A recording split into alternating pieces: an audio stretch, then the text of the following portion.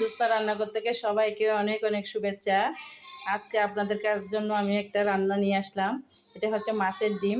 আমার এই আর মাছের ডিম আর মাছ একসাথে রান্না করব। এটা কি মাছ আমাকে একটু কমেন্টে জানাবেন যারা যারা চিনেন এটা কি মাছ। তাই আজকে এটা রান্নাটা আমি আপনাদের সাথে শেয়ার করব কীভাবে রান্না করতেছি মাছের ডিম আর মাছ। যে আমার সাথে আমি এখানে চুলায় একটা প্যান বসিয়ে দিয়েছি। প্যানের সাথে আমি একটু তেল দিয়ে দিচ্ছি। তেল দিয়ে দিলাম চুলায়, যে তেল দিয়ে দিলাম, হ্যাঁ পরিমাণ মতো তেল দিয়ে দিলাম।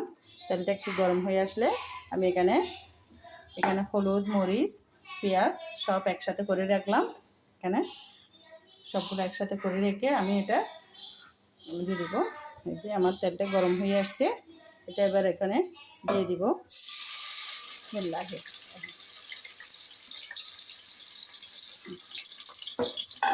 দিয়ে দিলাম।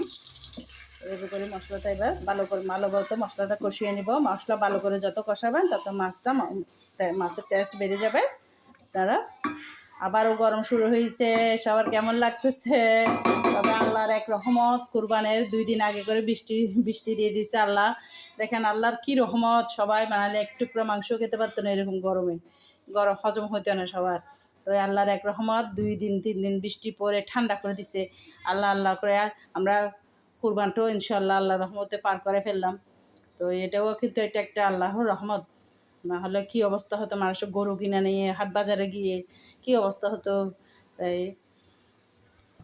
এই তো আমার মরিচটা কষানো হয়ে গেল।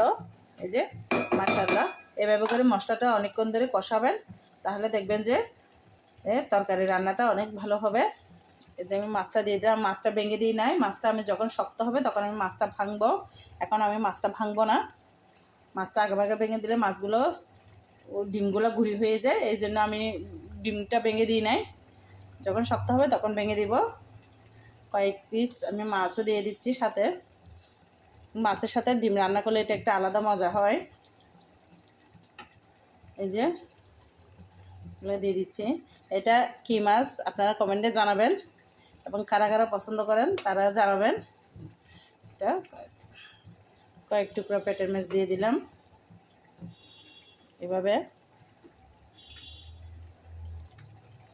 এটা এভাবে করে দিয়ে একটু মাছটা আমি শক্ত থাকতে উল্টে পাল্টে দিয়ে দিই, কারণ মাছ যখন সিদ্ধ হয়ে যায় তখন উল্টাতে গেলে মাছটা কী হয়, ভেঙে যায়। একটু মরিচ টরিচ ঢুকে মতো আমি এভাবে করে উল্টাই দিয়ে দিই, তখন মাছ ভেঙে যায়। আর বড় মাছগুলো ভেঙে গেলে খুবই দুঃখ লাগে। রান্নাটা যখন আপনি যত্ন করে করবেন, রান্নার মধ্যে যদি 19-20 হয় আপনার নিজেরও খারাপ লাগবে। এটা নিয়ম, যে কোনো মহিলাদের এত কষ্ট করে রান্না করে স্বামী সন্তানকে খাওয়ানো, আবার সেই রান্না যদি এলোমেলো হয় একটু কষ্ট লাগে।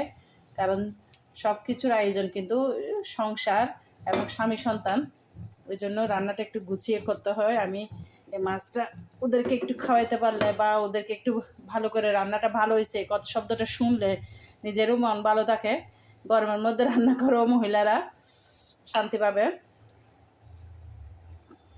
এই তো মাছটা এখন আমি একটু করে নিলাম, পানি দিই না এখনও। এবার আমি গরম পানি দিব। যে কোনো মাছ মাংসের তরকারিতে আপনারা গরম পানি দেওয়ার চেষ্টা করবেন। গরম পানি দিলেও তরকারির জন্য ভালো টেস্ট থাকে, ঠান্ডা পানি দিবেন না আপনারা। এভাবে করে একটু নেড়ে দিয়ে এবার আবার বসাই দেন, তখন ছোটো করে বসাই দেন। এই তো আলহামদুলিল্লাহ আমার মাছ রান্না করা হয়ে গেছে। এই যে কেমন হয়েছে সবাই একটু জানাবেন। আশা করি সবাই ভালো থাকবেন। আল্লাহ হাফেজ।